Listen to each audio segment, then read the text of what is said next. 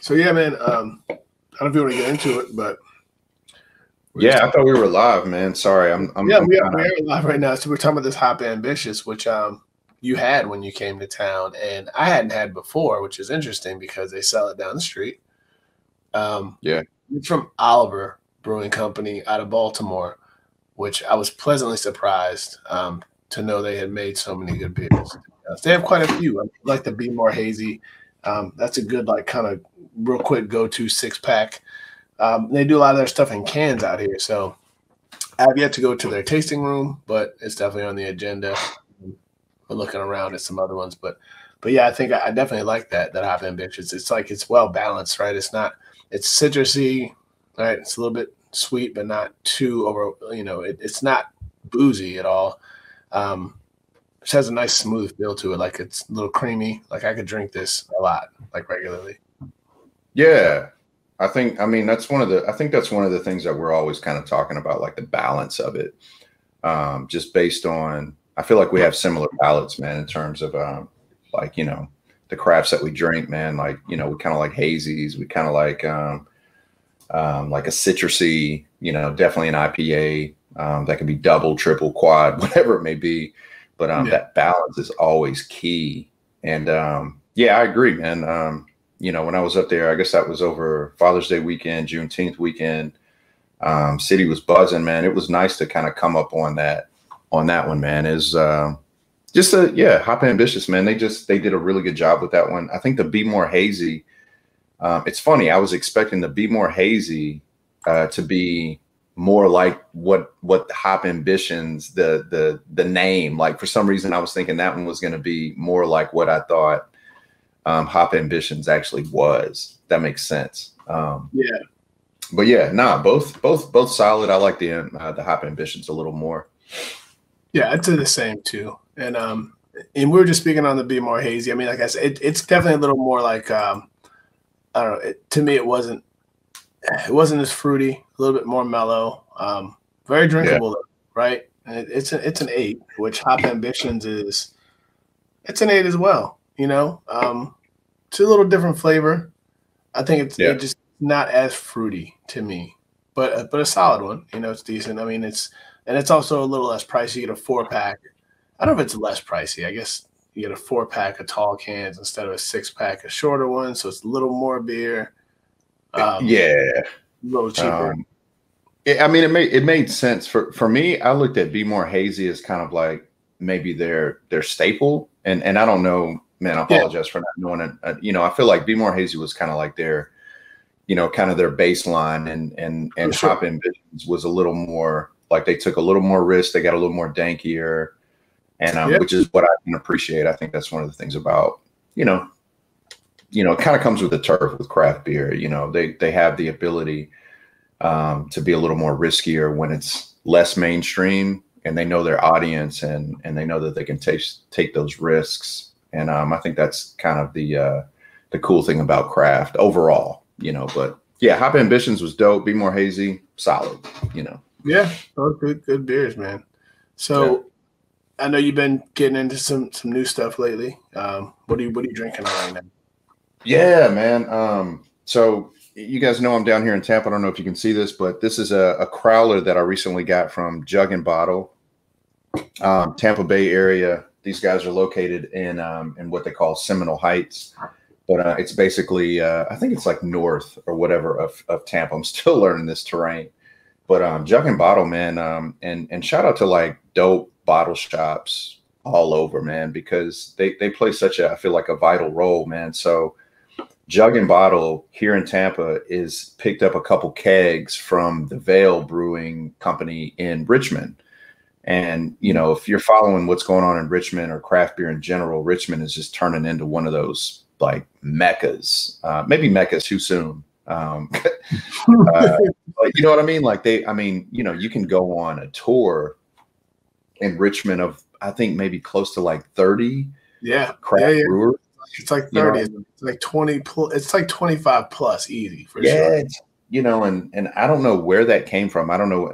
I got to take a late pass on that because I've been to Richmond maybe like 10 times in my life, but I never knew that it was that you know, saturated in the best kind of way, you know, in terms of craft beer.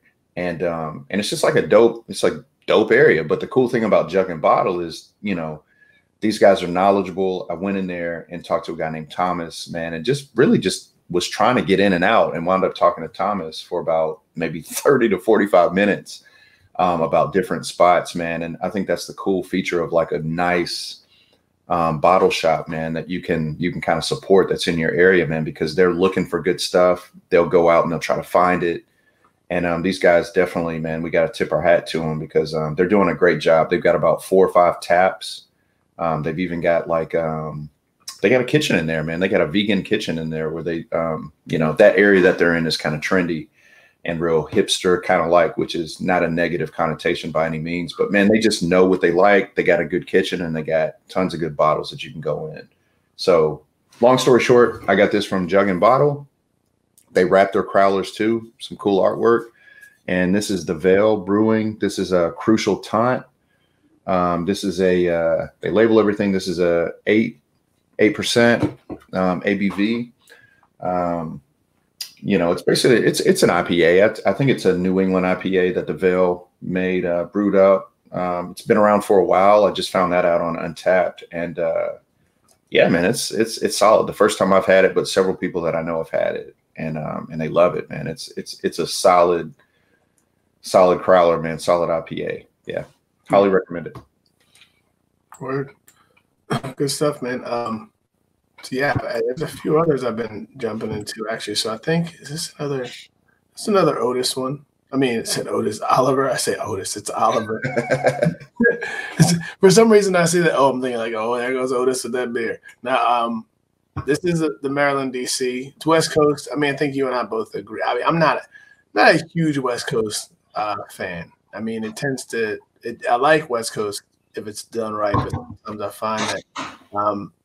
Maybe it's a little more subtle, but this is decent. I didn't like it still as much as the Hop Ambitions. I still think that's one I would choose above it, but a decent one, you know. That's interesting, that art that they got, that wrap on there, man. I wouldn't identify that with what BMore Hazy looked like in Hop Ambitions. That's kind of a random. Yeah, they definitely look, you know, and it's funny because I think that's something that a lot of breweries are known for, is like having a consistent kind of like look and feel. And I mean, I definitely credit like Flying Dog with having like their artist, his stuff sells, you know, like by itself. I don't know the guy's name off the top of my head, but they've always had extremely consistent style and look and everything else. And even though it's different, it's still like identifiable. Right. It's weird. I mean, it's cool. I like each one individually, but there's definitely not like a thread, you know? Yeah, exactly. Yeah. It's cool. I hadn't had that one that you pulled up. You said that one is it's the ACDC. It's MDDC, right? So gotcha. Yeah. It's kind of got the ACDC look to it, like, right? So that's a nice touch. Yeah, that's a nice touch. Okay, yeah, it's a 9. It was pretty good. I mean, to be honest, I would actually, to be honest, have to drink it again to really have a better assessment of it and really like kind of smell it and think. But it was good. I definitely feel like I still was more a fan of the Hop Ambitions. You know, just overall from their line, that seems to be the best I've had so far. But I haven't tried a lot. And like I said, I definitely need to go on a tour or something, or go check them. And man, my brother's been hitting a lot of spots. This guy's on brewery tours like every weekend. You know, his neighbors. So I got to catch up. You know, need to check out. But there's so many great places around DC now. You know, all the way out to Baltimore, obviously. You know, and Baltimore is it Black is Beautiful? Is that the name of the one? What is it called? Man, I'll have to. Man, I've seen. They're out of Baltimore. And I feel like they're out of they're out somewhere. They definitely are, and they've got a ridiculous line of beer. A lot of interesting. I think their stouts are pretty good. I believe they're out of Baltimore though. Yeah, that sounds right, man. I actually got one of their glasses when those things came out.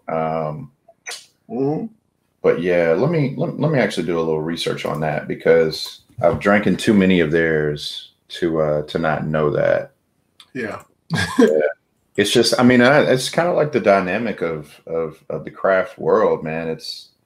There's so many good ones that are out there. You're never at a loss of, you know, a good talent pool or talent brew, man, of just a bunch of it's good beer to try. You know what I mean? So and they're popping up like crazy everywhere. I think it's become like the city thing. And I think even like you were mentioning how Richmond, I mean, you know, I still have yet to do that big tour, but I remember sending you links to it because I was told about it. yeah. Bill was saying, he was like, yeah, I think Richmond, like they put like a bunch of these breweries, like, you know, have like representation in one area, or you can take a whole tour. I don't know if they have like tasting rooms near each other or something, but I do know that they've really been intentional about like building like this craft brew kind of culture and like this little world where you can go see it all in one shot or have the ability to see it, which is that's awesome. You know, you don't get that everywhere. Yeah, man. I mean, that's the thing. It's like they get it. You know, somebody's getting it. Maybe it's not they, but somebody got it. Yeah, somebody got it, because it's like, yo, they're definitely, you know, and it's just kind of one of those dynamics. It feels like a no brainer, because the cool thing about craft, like that environment, man. Typically, if you're in the right one, man, you'll get a lot of people who really enjoy beer, but they enjoy being around. I don't know, man, just good vibes, man. You'll wind up hearing some good hip hop. You know, there's typically always some good music going, which is attractive to me. Sometimes it'll be a spot, and it doesn't have to be hip hop. It just has to be a good vibe, man.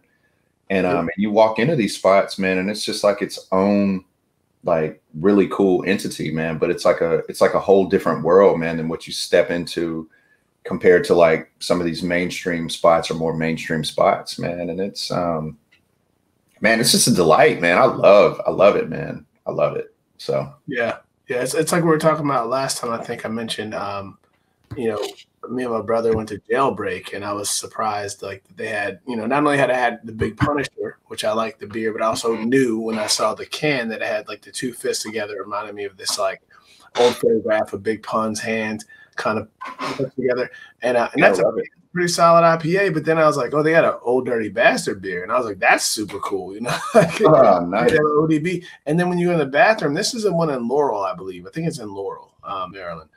But when you go in the bathroom in the restroom, they actually had stencil art of both artists in the men's room, which is like, okay, like that was kind of cool too. You know, it's a whole vibe. You know, it was a small place. I haven't been back in years, but you know, food trucks only. You know, just picnic tables inside, shuffleboard, and like pool, and that was it. And beer. That's it. You know, super super minimal. You know, I think it was in like a warehouse building. You know, like like a janitorial service or some you know, like, and I think that's the thing we talked about too. How interesting it is that that's it. Are they out of Baltimore?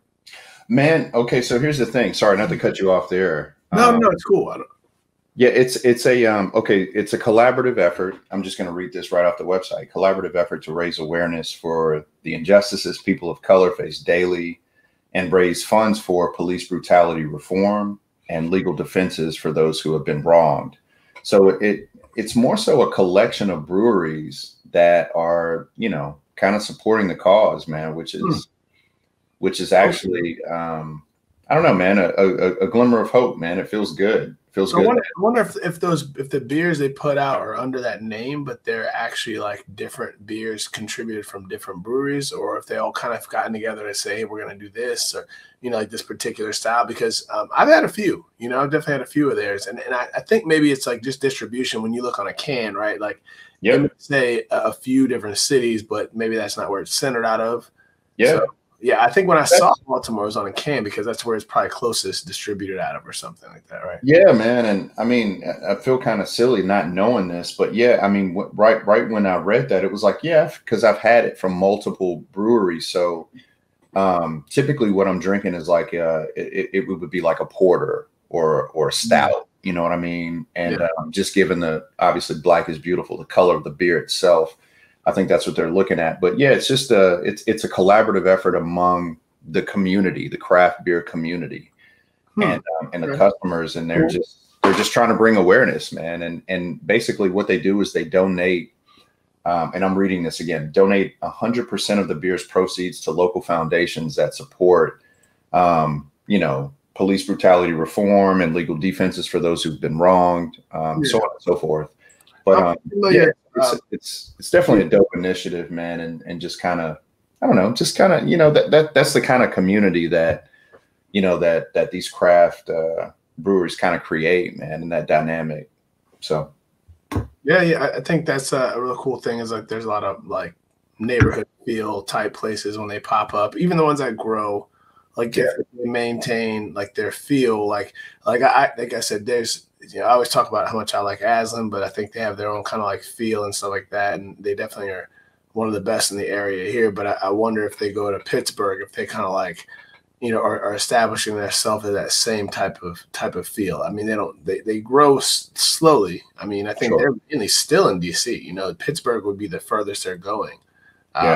They've got the new tasting room in DC, which we mentioned. I think I was talking to you about that. It's coffee and beer, and that's something I hadn't seen as much. But you mentioned, is that how Magnanimous is? It's coffee in the morning and beer, or is it Woven Water? One of the ones you mentioned to me. I can't. Yeah, it was Magnanimous. I mean, they're just a straight up brew house, man. Coffee, and it's not that you can't get beer in there in the morning, man. You can go in there and drink whatever you want, but they have a beer, like, like a coffee station, right there that they kind of serve the community with, and people come in there regularly, man. They make good coffee too, man. I drink a little coffee. They've got some good offerings there, but you know, obviously, I'm in there typically for the crafts, but. Yeah, they do both. Yeah. They do both. Okay. Just to tie up this Black is Beautiful, that was that guy, it looks like Marcus B. He's founder and head brewer at Weathered Souls Brewing. So Marcus B kind of started that initiative. Where's that out of? I'm curious. And man, I hate to say it, I don't know. You know, it's so many of them out there, man. But I don't know, man. This is good. This is a learning experience. Yeah. Well, it's cool because, and that's the best thing about it. We always talk about like it's a whole world of just exploring, right? You're trying to find. There's always these places that are so pocketed and so sometimes so small, and I think there's that charm in going to the place where like you have to physically travel to this particular city and try their beer. Or like when I travel, and I think we mentioned when you travel, you know, I know you do it. Yeah. You look at the brew tour is a part of your you know, your visitation. And even when I'm just in a bar, like anywhere I go, I'm like, I want to know what the local beer is. Like, what's the local brew? What are they doing? You know, it's weird. Even when I was in Roanoke, and I was like, okay, what's around here? I know there's this, there's that, right? And so that's just kind of the fun in it all. Yeah, you know. No, it's definitely a part of the experience, man. I think, you know, that's one of the things that you know, I don't know, man, not to get too sentimental, man, but I hold it near and dear, man, the time that I got to spend with my brother and like the way we connected over, you know, these beers and like going to different breweries and things like that. You guys may not know, my brother passed last year, man, and this is one of the reasons and like that spoke to me in terms of why me and Kev kind of wanted to do this. But it was something like there's something really special about the experience that you get to share over a beer, man. Something very simple, but you know, as beer drinkers and craft drinkers, we know the complexities of it, but it's just the experience, man. It's a shared experience that you have. And you get to go in there and kind of like, it's a creative thing too, man. I think us being both, you know, creators, not just content creators, if you will, but, you know, creators in our own right, man, whether it's graphic design, music, poetry, whatever that may be. Yeah. There's this sense of, you know, an art to this, man. There's a balance to it. You know what I mean? It's gotta be done right for it to really be appreciated. Even sometimes when it's not done right, it's appreciated. But at the end of the day, it's a creation, man. And I think that's a part of the experience. And then how it's kind of curated in that specific brewery, like for that specific city. It's a whole vibe, man. And I think that was, again, one of the reasons why I love it, man. I shared so many great experiences with so many people, but specifically my brother, man, it kind of introduced this world to me, man. So it's special to me, and you know, begins to be special with those that you kind of experience with as well. You know, oh, for sure, man. I mean, it's funny because I think we just had a cookout at my mom's house, and I'm one of those people, like, I claim credit. I always talk trash to my cousins and family because like I'm that guy who like was drinking craft beer and kind of introduced them to it, right? No, seriously, you know, everybody's like, "Ew, IPAs," and I was like, "No, it's kind of what I do, right?" Yeah. But ultimately, my cousin is now a beer aficionado. My brother has always been well traveled, right? So he drinks as well. That's something that he and I share. Yeah. You know, we've always kind of, you know, and I'm not a liquor drinker now, but even when we were younger, we were kind of the people who would, you know, try something and share with each other. We were, hey man, have you had this? And he was going international and visiting places where you couldn't get certain things. Or if he's in Japan, he would bring back, you know, certain type of sake you don't get everywhere else, or in Puerto Rico, you bring back something, you know. So, but craft beer has become this thing now where it's like fine wine, right? And to your point, the art of it, right? Like you could tell when you drink a well-crafted beer, someone's taking their time. And even when it's weird and like super left field, if it's intentional and it's still done well, you know it is. You know, it may not be your thing. Like like I think we talked about how I can't really do some certain barley wines, but I'm sure there's, you know, I still can appreciate, you know, the nuances of the flavors, and like it's just, hey, some of them things are rough for me. Man, they're just heavy. Yeah. You know what I'm saying? They're pretty big beers. Yeah. But no, yeah, it's definitely and so it's funny. This is the cooler from my mom's house. I think I was telling you earlier. And so you know, Mustang Sally's a local brewery. This is Goose Island, but this is the Neon Beer Hug, which I'm a huge fan of too. That's a real quick go-to. Is that one at the top, that bottle? So the one at the top is actually it's called Highway Brewing, and they are out of Salem, Virginia. And you know, I'm terrible about not. That's actually a mango IPA. All this is IPA, except for, man, my sister-in-law. She snuck in some Natty Lights, but it's like some Natty Light lemonade.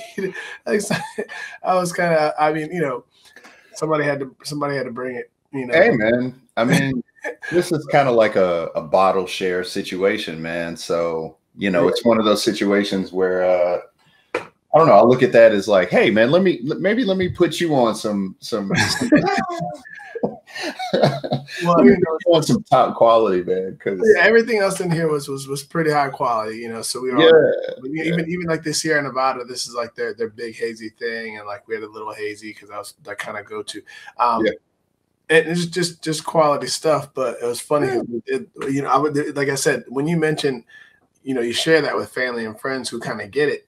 Like my cousin, you know, he would come over here and I'd be like, hey, try some of this, try some of that. And eventually he travels so much with his job that he started venturing into his own world. Now he's so much like into IPAs. He's the guy who introduced me to Aslan because he knew I liked good stuff, you know. He's clearly good people, man. He knows what he's doing, man. For sure. So, you know, he also is the first person to give me Mustang Sally, which is out of Chantilly, Virginia. Their stuff's really, really good. I think they only maybe have one or two brews, but like breweries. Nice. But you know, and I love that. You know, it's distributed mostly in Virginia, like Northern Virginia specifically. You don't see it a whole lot of places. So, you know, it's kind of like one of our local greats.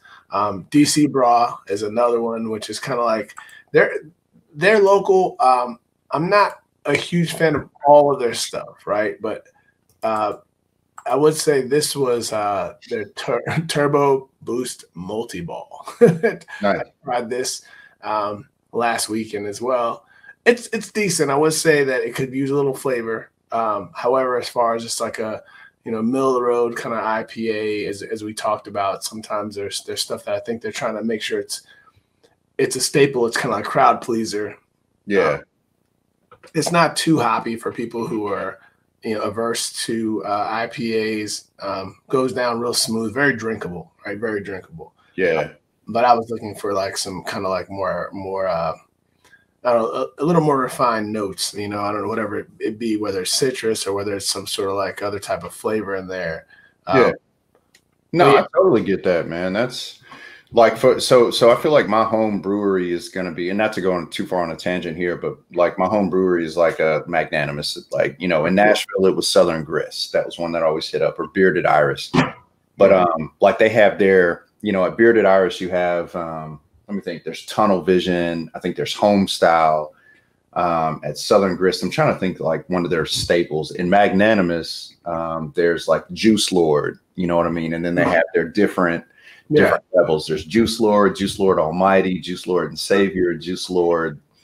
You know, there's like 4 different iterations, and your base level is Juice Lord, and that's what that one sounds like. What was that name again? That was Turbo. This is Turbo Boost Multi-Ball by Turbo Boost Multi-Ball. And like I said, I think it's more like it's your everyman kind of beer, right? Like if I was stepping somebody into the craft world and I wanted them to drink something, and I was like not trying to overwhelm them with too much hop or too much flavor, because it is an IPA, right? It can be abrasive. It's definitely something that I think is drinkable. And even my wife, like, she'll try a little sip of certain types of beer just because, you know, I'll tell her, hey, this one's a little fruitier, like, especially because when she started seeing us buying so much crazy stuff from Aslan and, you know, and certain other breweries, like, and they kind of are experimental and bold, like, she just wanted to see what we're talking about. And, you know, so she could drink this. Like, I think it's mild enough, right? It's not. But, I don't want to knock it. That's a good point, man. I mean, not to go back to the experience or circle back to that, man, but yeah, I mean, I think that's part of it, man. Like, because you talk about it a little bit more than like the mainstream stuff, so people hear it and they become like kind of curious, like, yo, man, like let me try this, man. I always hear y'all talking about this beer, like, what's going on with this beer? And they're like pockets, man. You kind of find your pocket within there. Like, you know, my wife is the same way. She'd always hear me talking about it. And then we introduced kind of like sours to her. Like, she hates IPA. She hates stouts, you know what I mean? But the sours she can mess with, like a mango sour, like even a barrel aged sour, like, wow, you know, the fruitier, but she likes sours, you know what I mean? But she can't drink a ton of them, and personally, I can't either because they'll mess up my stomach. They're a little too sweet for me sometimes, but depends on the balance, you know what I mean? But yeah, it's kind of one of those things where you can, somebody who doesn't drink it, you can kind of introduce them to. For sure, sours are good. Sours are good like that too. To your point, I mean, because they can be a little fruitier. They're not necessarily as beery, right? Beer tasting. Or is there a word? Beery, is that a word? Like, they don't have that beer taste to them as much. You know, they really are more like sometimes like really cool fruit drinks. Like, you know, like as for my wife who likes mixed drinks, right? And so now I can appreciate. I'll never forget the first sour that I had, man. It's a brewery in the Carolinas. I think they're actually in South Carolina, but called Westbrook.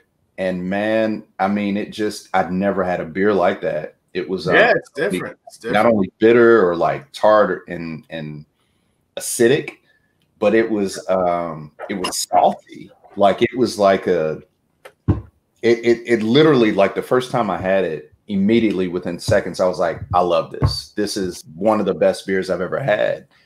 And Westbrook is dope, man. They do a lot of different things. They're all over the spectrum. As far as like stouts, they do like a Mexican stout. I think it's called Mexican Cake. That is unbelievable. An unbelievable stout, like barrel aged, I believe. And it's got like spice. But they also, at the other end of the spectrum, lighter and fruitier and sour. Like, they do wonderful sours. They got a key lime sour that is excellent. I think they got a cucumber sour that is phenomenal. Like, they're some of my best, or some of my favorite sours. So anyway, that's just a rant. I fuck with it. No, it's cool. I mean, well, you know, just about sours or just different types of beer. Just like the idea that I think that's what's really cool about the growth of the beer industry in general, right? Especially like craft. There's something for everybody. Like, there's not, you know, I mean, it's really interesting that you could find people who aren't even beer drinkers, and if you know enough about just in general different types of craft beer, you can still introduce them to it, and they don't even feel like they're drinking beer, but they can enjoy it. They can still kind of partake in it. Honestly, man, my neighbor's wife, we would often, like, when I was buying stuff from Aslan, like I said, my cousin, I think we mentioned how you said your older brother was kind of like this too. Like, he was like the the beer liaison. Like he's the guy who's going and picking up good beer and bringing it back to the crew. I was the guy my cousin was meeting me with cases of beer.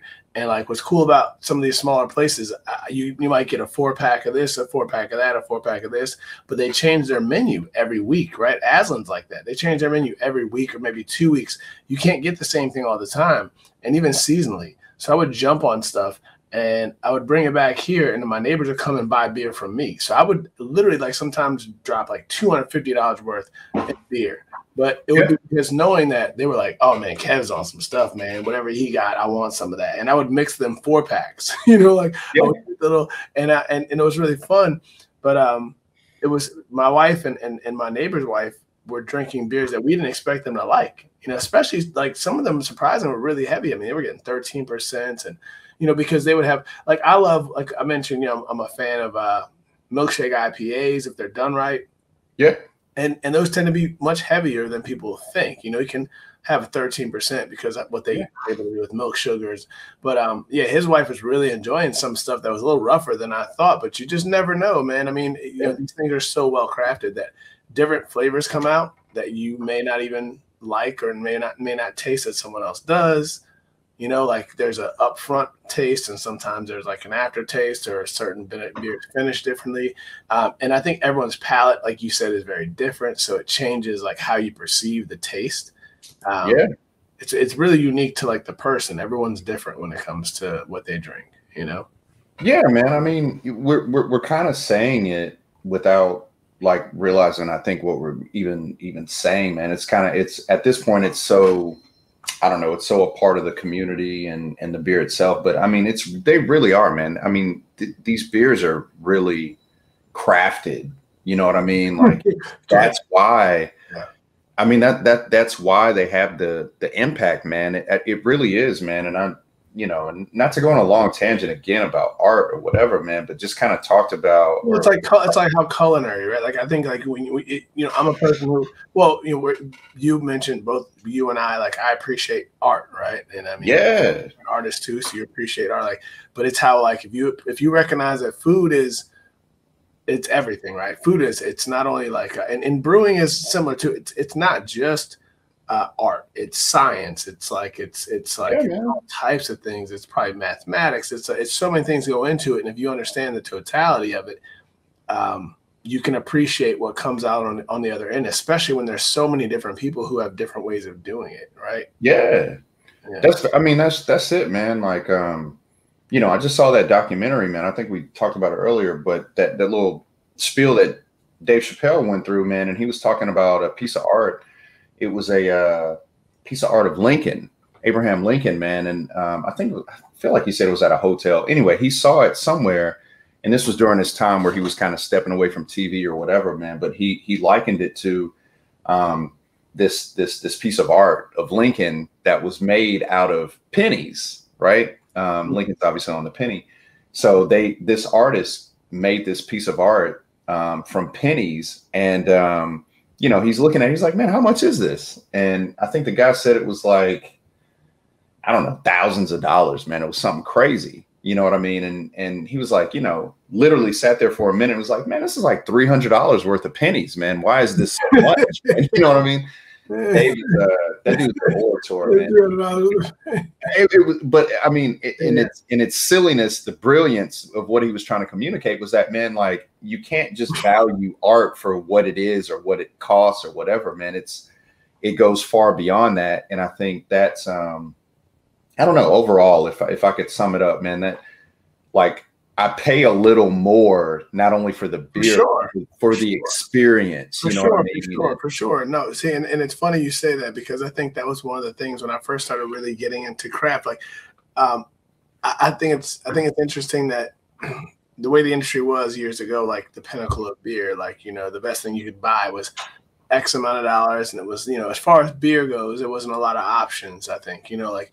You might drink a Heineken if you had access to Beck's, right? Which I was more of a fan of Beck's because I felt like it was a little different than a Heineken, right? It was an import, so I messed with it. Imports were like another thing. But like, what's interesting about craft beer is you generally are going to sometimes even find you'll pay more for something that's right down the street, but there's only one of them, right? Or maybe two of them.